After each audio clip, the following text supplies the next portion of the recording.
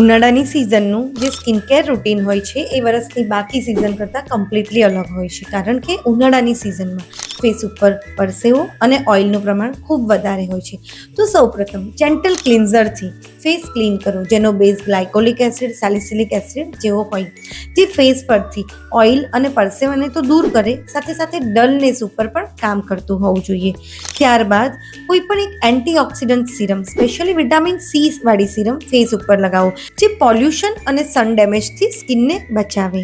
ત્યારબાદ હાઇડ્રેશન માટે હાઇલોરોનિક acid base moisturiser અવશ્ય લગાવો. બટ તમારી સ્કિન ઓઇલી છે તો આ સ્ટેપને કમ્પ્લીટલી અવોઇડ કરીને ડાયરેક્ટ સનસ્ક્રીન એપ્લાય કરો, જે 50 SPF વાળું હોવું અને PA+++ વાળું હોવું ખૂબ જરૂરી છે.